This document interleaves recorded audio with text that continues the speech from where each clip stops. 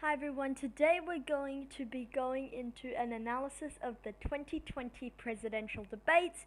Joe Biden and Donald Trump participated in the first 2020 debate hosted by Fox News, moderated by Chris Wallace at the Case Western Reserve University in Cleveland, Ohio.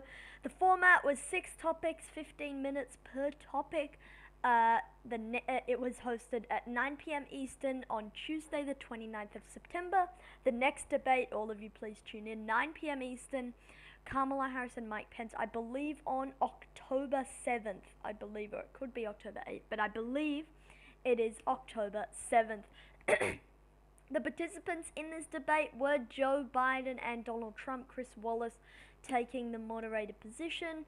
The Democrat there, Joe Biden, running as the Democrat, running as the challenger there. Republican Donald Trump, the incumbent president, and the moderator Chris Wallace, who, in my opinion, completely lost control of the debate. So basically, I think that this was a disaster debate. Biden attacking Trump focused on the coronavirus and the Affordable Care Act. So that was really where Biden focused his attacks on Trump.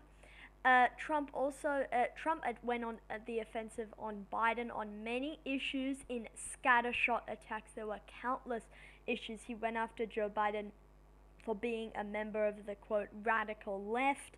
He also went after Biden for writing the 1994 crime bill. So, it's better if Trump just picks his attack on Biden. Is it radical left Joe?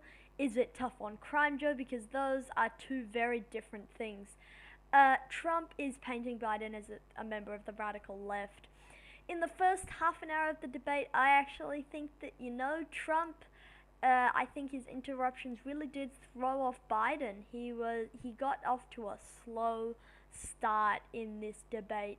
In the second half an hour, I think that Biden wins along with the third half hour, and the interruptions really, Biden was able to, excuse me, Biden was able to remain more focused on that second and third of the debate, whereas in that first third, I thought that he wasn't all there in terms of the debate. If we go back here, if it's going to load for us, often it does not load for us. Okay, I don't believe it is loading. Okay, there we go. Let's go ahead into this one. Okay, so let's first talk about the moderating, the format, and all of that stuff that is not related to the two candidates. Chris Wallace, I thought he really tried his best, but ultimately he lost control of this debate. Donald Trump continually interrupted Chris Wallace when he was trying to ask a question to Joe Biden. Both candidates did their fair share of interrupting, but it's definitely fair to say that Trump did a lot more interrupting than Joe Biden. Chris Wallace tried to remain a neutral arbiter, and I thought that he was actually able to remain neutral in this debate very effectively. He was able to oftentimes, try and take control of the debate, but ultimately I don't believe his tactics prevailed. And again, that's not Chris Wallace's fault per se. Oh, sorry about that. But it's just, it was a complete disaster if you ask me on this debate. Joe Biden got off to a slow start, in my opinion. He was off to a real slow start in this debate. It wasn't the best opening remarks. Donald Trump in this debate, he was a brash figure on the stage. He was he interrupted Biden and the moderator quite a lot in this debate, and it just came off as really repetitive, and it was very, very hard to watch this debate. And so that's pretty much the debate breakdown. But if we go into more detail on each of these specific folks who were in the debate, Joe Biden, I thought that, if you're evaluating pure debate performance, I thought he he wasn't that good, honestly. But Trump was just such a poor debater that I mean, anything else was kind of dwarfed by the fact that Trump was uh, Trump was not doing too well.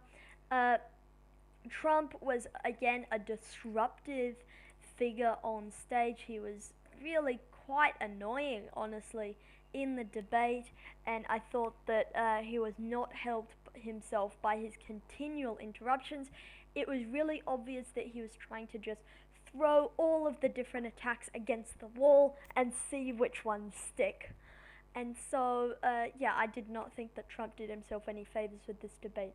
Chris Wallace, again, we've talked about him a lot, but if you talk about the format of the debate, 6 topics, it was kind of like 6+1, because they added a small segment on climate change towards the end, uh, likely after pushback from Sunrise Movement and other progressive groups.